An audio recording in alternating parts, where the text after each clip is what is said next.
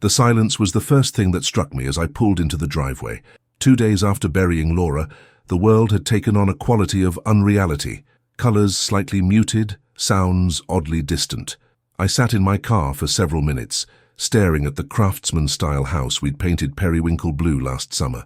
Laura had insisted on the color, claiming it would bring joy even on rainy days.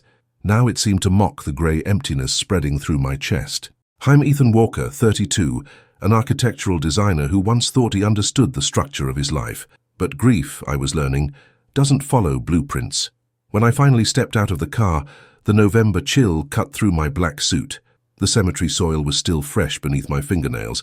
I'd grabbed a handful after they lowered her casket, unable to believe that earth could separate us so finally. The scent of funeral lilies clung to my clothes, sickeningly sweet. That's when I noticed Robert Hale's Mercedes in the street. Laura's father was waiting on our porch, his tall figure silhouetted against the fading afternoon light. Something in his posture, rigid, authoritative, sent a warning through me. "Ethan," he nodded curtly as I approached. No embrace, no shared tears, just business.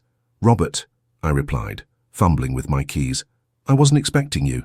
We need to discuss arrangements." His voice was clipped, devoid of the raw grief that had hollowed me out. Practical matters. I pushed open the door to our home, the home where Laura had fought her battle with leukemia, where she'd painted despite trembling hands, where we'd whispered promises in the dark when pain kept her awake. Inside, framed photos of us lined the entryway. Laura at the Grand Canyon, her auburn hair whipping in the wind. Our honeymoon in Maine, Christmas with my parents. "What arrangements?" I asked, dropping my keys in the ceramic bowl Laura had made in her pottery phase. Robert stepped inside, surveying the room like an appraiser. "This house was bought with Hale family money, Laura's trust fund to be specific." I blinked, struggling to follow. "We bought it together. My name is on the mortgage alongside hers." "A formality," he dismissed with a wave. "The down payment, the substantial portion, came from our family. Now that she's gone, it returns to us." The words hung between us, monstrous and incomprehensible. I stood paralyzed, keys still warm in my palm, as the meaning sank in. "You can't be serious." My voice sounded distant, even to my own ears. "I've never been more serious, Ethan."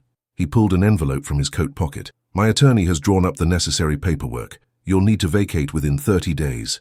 Before I could respond, the sound of car doors slamming cut through the quiet. Laura's brothers, Michael and James, were striding up the walkway, empty boxes under their arms. They nodded to their father as they entered, barely acknowledging me. "Start with her mother's things," Robert instructed them. "The china cabinet, the silver, family heirlooms." "Wait." I found my voice at last, stepping between them and the dining room. "You can't just come in here and—" "We can, and we are." Michael's tone matched his father's. Cool, detached. "This was Laura's house, not yours. You were just along for the ride." For the next 3 hours I watched in stunned silence as they methodically boxed up what they deemed family property. The antique desk where Laura wrote her poetry, the painting her grandmother had given us as a wedding present, even her art supplies, brushes still bearing her fingerprints. They acted as if I were invisible, occasionally speaking around me as if I were merely an inconvenience. "Be careful with that," or "make sure that's wrapped properly." Never once did they say her name. I didn't shout. I didn't fight. Some part of me had gone numb, retreating to a place they couldn't reach. I simply stood in the doorway of what had been our bedroom, watching as James emptied Laura's closet, her scent released into the air with each garment removed. As twilight fell, Robert handed me the envelope again. "Have your signature on these papers by the end of the week. We're being generous with the timeline." They left with a truck half full of Laura's life, promising to return for the rest. In their wake, the house felt gutted, rooms echoing with absence. I sank to the floor in their living room, back against the wall where Laura's landscape paintings had hung. Only the nail holes remained now, tiny wounds in the plaster. That's when I remembered her last words to me, whispered between labored breaths in the hospital room. "Promise me, Ethan. Don't let them erase us." At the time, I thought she meant metaphorically, keep our memories alive, don't let grief consume me. Now, watching the physical evidence of our life together being carted away by her family, I understood with terrible clarity. Laura had known this was coming. Even as cancer consumed her body, she'd been thinking ahead, trying to protect what we'd built together. She'd known her family better than I ever could. Night fell completely as I sat there, envelope unopened beside me. Somewhere in the house the refrigerator hummed, the sound suddenly foreign in the emptiness. Tomorrow they would come back for more, continuing their methodical erasure. But tonight, surrounded by the ghosts of what was being taken, I made a decision. I wouldn't sign those papers. I wouldn't disappear quietly. Not because of the house itself, wood and plaster could be replaced, but because Laura had asked me to fight. I promise, I whispered to the empty room, to wherever she was now. I won't let them erase us. I didn't know how I would stop them, what legal grounds I had to stand on, but I knew with absolute certainty that I wouldn't become another thing the Hales could simply remove from their daughter's story. Outside, the wind picked up, rattling the windows of the home we had made ours. Tomorrow would bring new battles, but tonight I would guard what remained of us, keeping vigil in the empty house that still held the echo of her laughter. Morning arrived with harsh clarity. I hadn't slept, couldn't sleep, with the emptiness of the house pressing in around me. Around 2 a.m. I'd moved to my truck, reclined the seat, and stared at the ceiling, scrolling mindlessly through photos of Laura on my phone, her smile always slightly crooked, like she knew something the camera didn't. Her eyes, amber-flecked and warm even in her final weeks. The neighborhood stirred to life around me. Sprinklers hissing, garage doors humming open, children waiting for school buses. Normal life continuing, oblivious to the fact that my world had collapsed twice in 3 days. I checked my appearance in the rearview mirror, stubbled, hollow-eyed, still wearing yesterday's funeral suit, now wrinkled beyond salvation.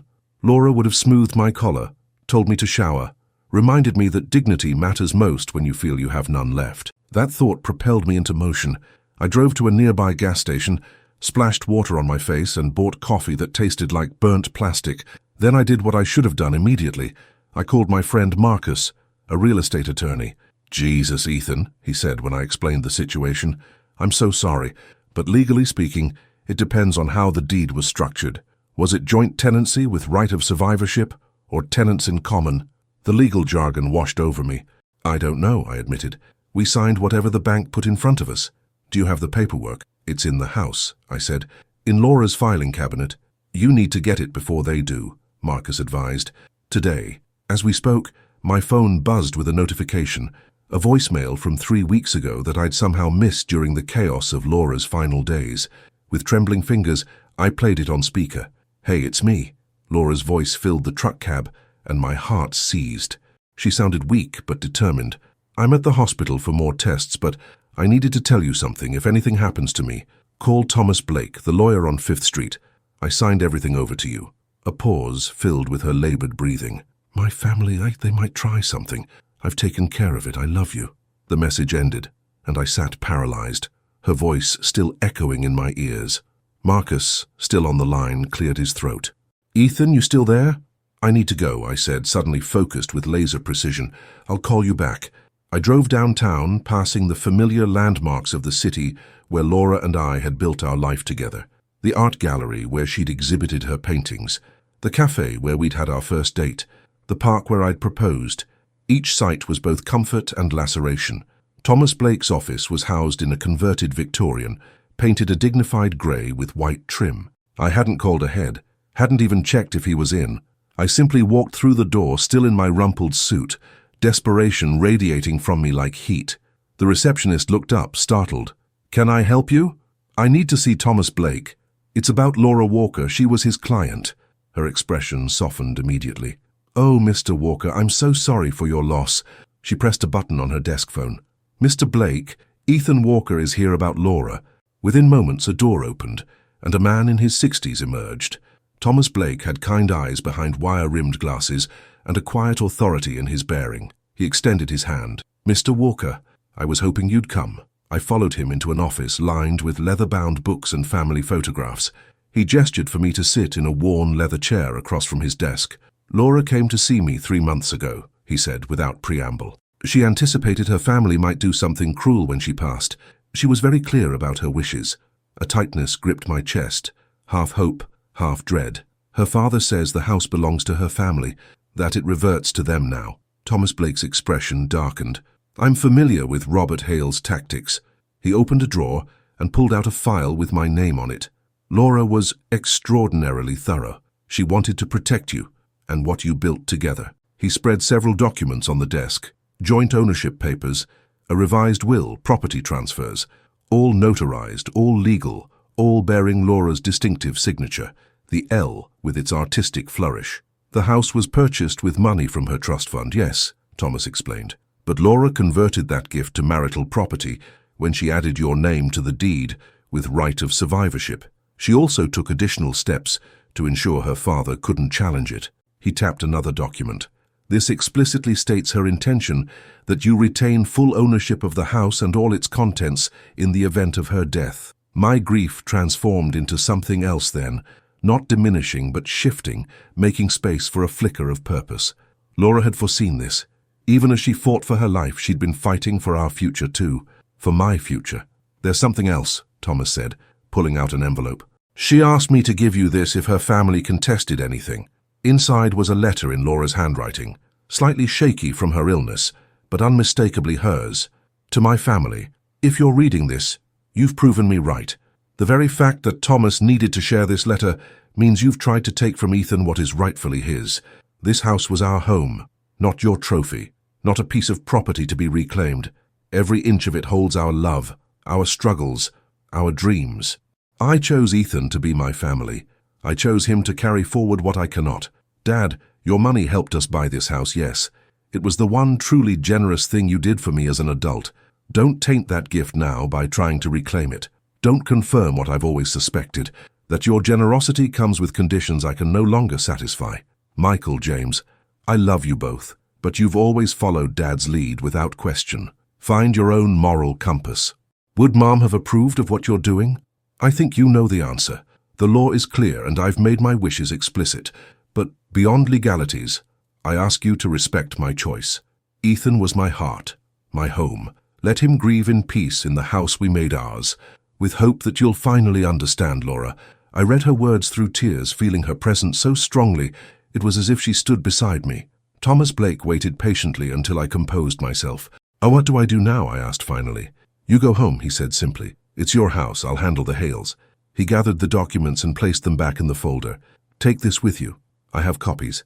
And Ethan, Laura spoke of you with such love. She was determined to protect you from this exact situation. I drove back toward our neighborhood, with the folder beside me, Laura's final gift. My grief hadn't lessened, but it had transformed, interwoven now with determination and a fierce gratitude for her foresight. As I turned onto our street, I saw the Hales vehicles already parked outside our house. They were continuing their systematic dismantling of our shared life. But now, armed with Laura's legal protection and her words, I felt ready to face them. I parked directly behind Robert's Mercedes, blocking it in. Through the front window, I could see them moving furniture, consulting a list, methodically erasing Laura and me from the space we'd created together.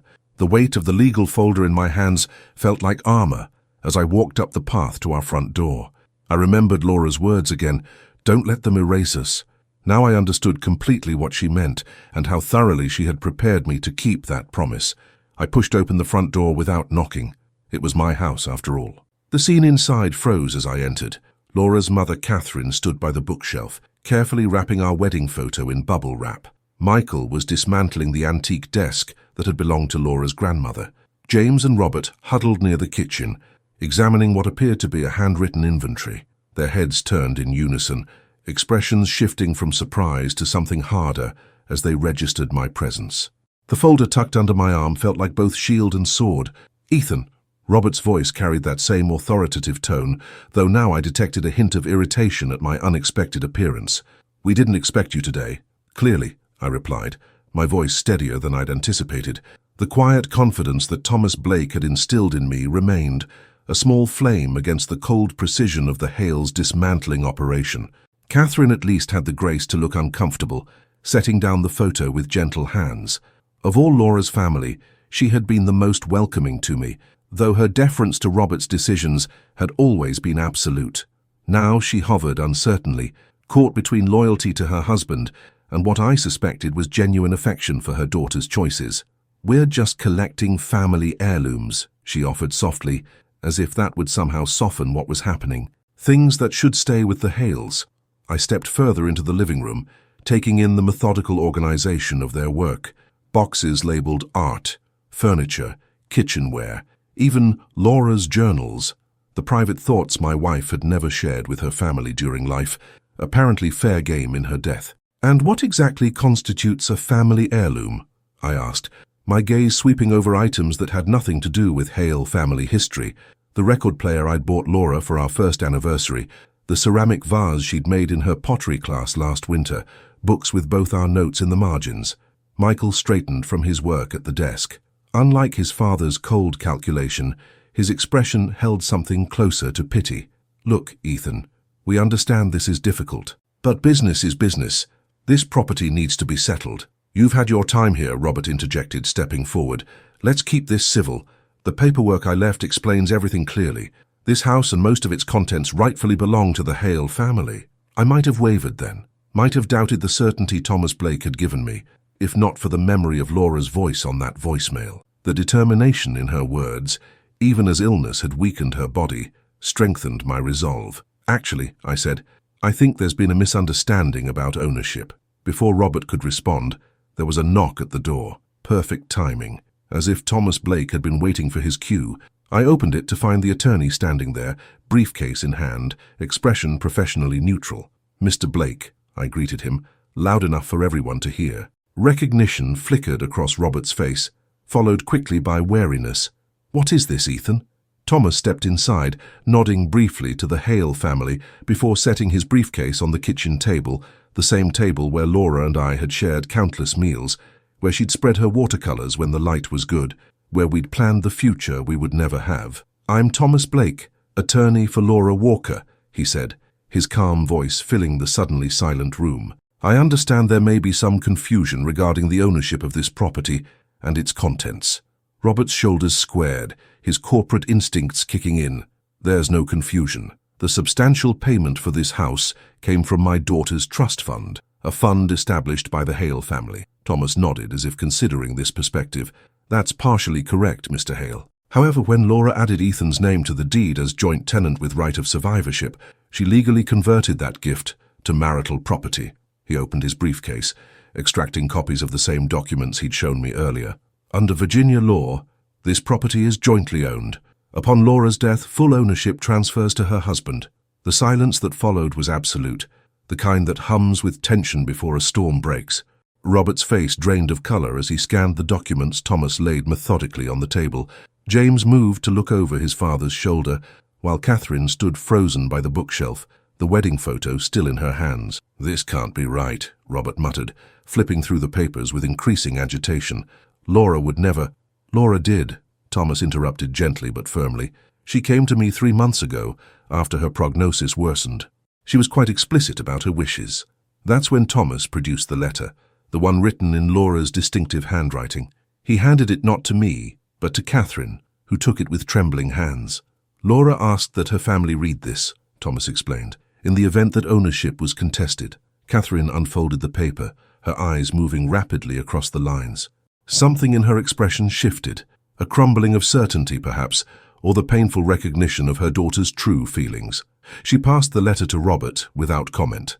As he read, the facade of businesslike detachment fell away completely. For the first time since Laura's diagnosis, I saw raw emotion on Robert Hale's face. Not grief for his daughter, but the wounded pride of a man accustomed to control, confronted with its deliberate rejection. "This is coercion," he said finally, his voice tight. "She was ill, not thinking clearly." "On the contrary," Thomas countered smoothly, "Laura was exceptionally clear-headed about this decision. I assessed her competency personally, as did her doctor. The documentation is thorough." He reached into his briefcase again and withdrew another folder. "This also addresses the removal of personal property from the premises. Laura explicitly designated which items were family heirlooms to be returned and which were marital property." He glanced meaningfully at the boxes they'd already packed. "I'd be happy to review the inventory with you to ensure compliance." The shift in the room was palpable, power redistributing itself like air pressure before a storm. Michael was the first to fully grasp the implications, setting down the screwdriver he'd been using to dismantle the desk. "Dad," he said quietly, "maybe we should discuss this privately." But Robert wasn't ready to concede. He turned to me, anger replacing his earlier calculation. "She was my daughter. You had her for 5 years. The Hales had her for 27. The statement hung in the air, revealing more than perhaps he intended. The fundamental misunderstanding that had characterized his relationship with Laura. The belief that people could be possessed, their loyalty commanded rather than earned. Laura wasn't something to be had, I replied, finding strength in the truth of it. She was someone who chose. Every day we were together, she chose our life, our home, and in the end, she chose to protect that choice. Catherine stepped forward then, placing a restraining hand on her husband's arm. "Robert," she said, her voice barely above a whisper, "these are Laura's words, her wishes." She nodded toward the letter he still held. "We should respect them." Something passed between them, a private communication born of decades of marriage. Robert's posture remained rigid, but some of the fight seemed to drain from him. "This isn't over," he said, though the threat sounded hollow against the legal reality Thomas Blake had presented. "Actually, Mr. Hale, it is," Thomas replied, closing his briefcase with a definitive click. "I'd suggest returning any items already removed from the premises. My office can provide a detailed inventory by tomorrow if needed." James, who had remained largely silent, finally spoke. "What about Mom's china? Laura always said she wanted us to have it if anything happened to her." It was such a small thing amid the larger conflict, yet I felt Laura's presence in that moment, her practical nature asserting itself even now. "The Wedgwood set in the dining room," I said, nodding toward the cabinet. "Take it. Laura would want you to have it. A peace offering, however small." Catherine's eyes met mine with something like gratitude, or perhaps simple recognition, of the man her daughter had chosen, of the grace she had tried to instill in all of them.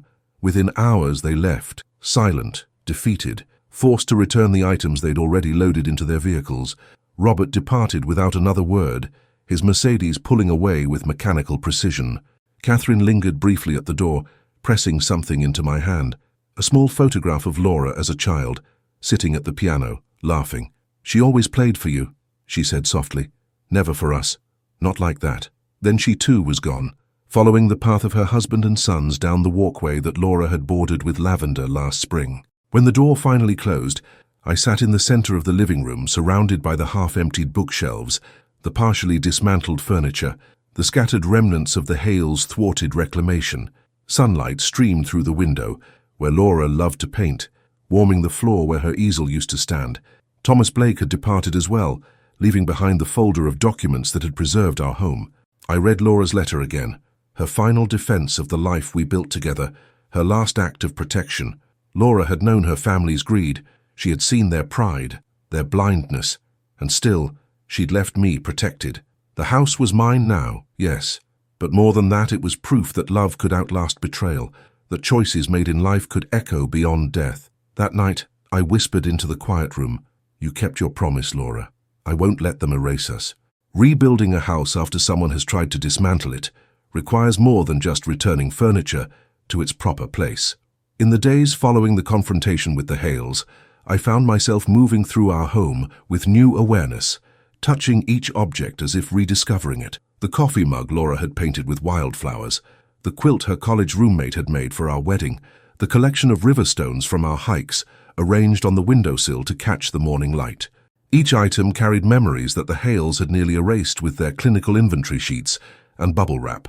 Thomas Blake called regularly, updating me on the legal aftermath. Robert had indeed consulted another attorney, searching for loopholes in Laura's meticulous planning. There were none to be found. "He's backed down," Thomas informed me a week after our showdown. "Formally acknowledged your ownership in writing." Catherine insisted, apparently. I thought of Catherine's parting gift, the photograph of young Laura at the piano, and wondered what conversations had transpired in the Hale household. Had Robert's anger finally given way to grief? Had Catherine found her voice after decades of deference? Or was it simply the cold reality of legal defeat?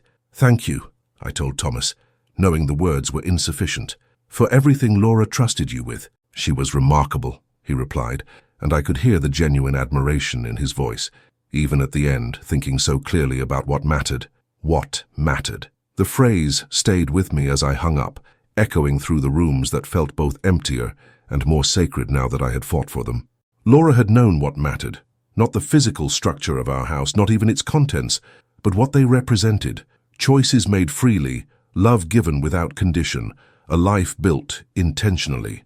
I returned to work at the architectural firm 2 weeks after the funeral, earlier than my colleagues expected.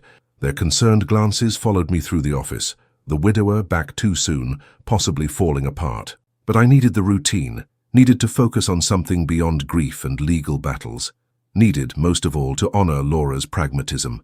"Life is for the living," she'd said during her final hospital stay, her fingers laced through mine. "Promise me you'll keep living it, Ethan." Evenings were harder. The silence in the house pressed against me, making Laura's absence physical. I'd turn on music, her favorite jazz albums, the indie folk bands we'd discovered together, just to fill the void. Sometimes I'd talk to her, telling her about my day, asking questions I knew would never be answered. One night, nearly a month after her death, I finally gathered the courage to enter her studio at the back of the house. It was the one room the Hales hadn't touched, locked during their invasion, the key hidden on the ledge above the door where Laura always kept it. The space smelled of her still. Oil paints and turpentine, the lavender essential oil she dabbed on her wrists. Her last painting stood on the easel, unfinished, a landscape of the lake where we'd spent our summers, golden light filtering through trees. Beside it, her sketchbook lay open, pencil still marking her place. I traced the lines with my fingertips, feeling the indentations she'd made in the paper, evidence of pressure, of intention, of life. On her desk, I found a sealed envelope with my name written in her steady hand, not the shakier script of her final weeks, but her normal writing, suggesting she'd prepared this months earlier. Inside was a letter, different from the one she'd left with Thomas Blake. This one was just for me. "My dearest Ethan, if you're reading this, I'm gone, and you're finally ready to face my studio. I knew you'd wait. You always respected this as my space, my sanctuary. It's one of the countless things I've loved about you. I'm writing this while I still feel strong, while my thoughts are still clear. The doctors are using words like options and treatments, but their eyes tell a different story. We both know what's coming, even if we haven't fully spoken it aloud yet. I need you to know that these years with you have been the most authentic of my life. Before you, I lived according to expectations. My father's vision of success, my mother's idea of propriety, the path laid out for a Hale daughter. You showed me another way. You loved me for my true self, not for how well I performed a role. I've made arrangements with Thomas to protect you from my family's worst instincts. They may see it as betrayal, but I see it as my final act of independence. The house is yours, as it should be, our home, our creation. But this studio, this is my heart, Ethan, my truest self. What you do with it now is your choice. Keep it as a shrine if you need to for a while, transform it eventually when you're ready, or invite others in, students perhaps, young artists who need space and encouragement. Whatever feels right. Just promise me one thing, don't let grief become your studio. Don't lock yourself away with it, making it your life's work.